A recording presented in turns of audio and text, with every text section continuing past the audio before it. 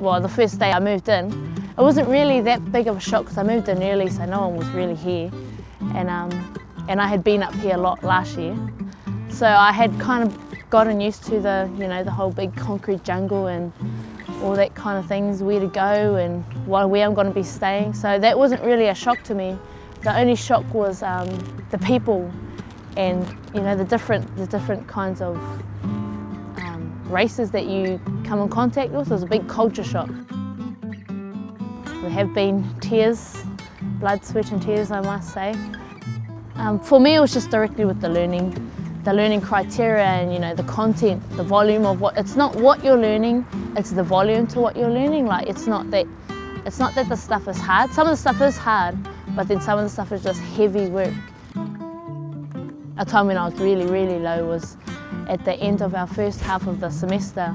We had all had academic 101s, and, you know, they're telling you how you're going, and some of the stuff for students, it wasn't what they're used to hearing, you know. Well, it wasn't for me anyways, and I was just really took it to heart. It was very powerful for me.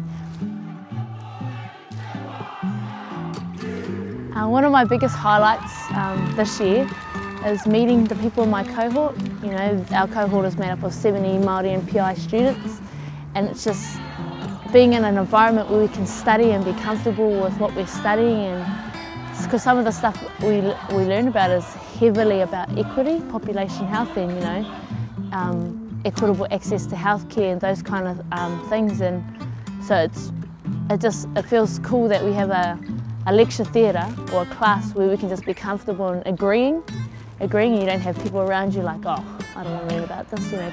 Just meeting cool people that are here all for the same reason as you, not because their mums are doctors or their parents are doctors or engineers or whatever. Just, it's because we're all here for the same reason. We want to help our people. There hasn't been a time where I've said completely, nah, I just want to go. Because I don't know.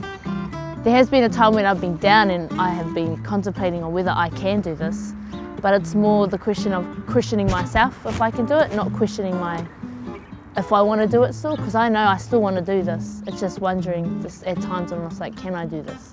I know I can do it. It's just like your second wind, finding your second wind, that, I don't know, that second wind that's just going to push you through and get you that extra mile.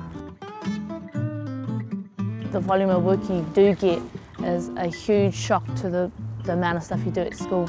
So I just say, be prepared, don't take it for granted. And I wish someone was there to tell me that.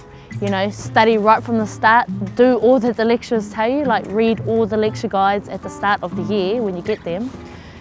Yeah, and you know, just listen, and actually, because what they say is actually what you need to do. You can't just brush it off and be like, oh no, I'll be all goods. Yeah, just be say, and you have, if you want to come into a career in health, you have to really want it.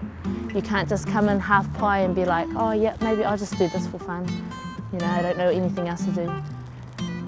You have to really want a career in health to come here. And you can't expect, just because you were the top at your high school, you can't expect to come here and be the top here.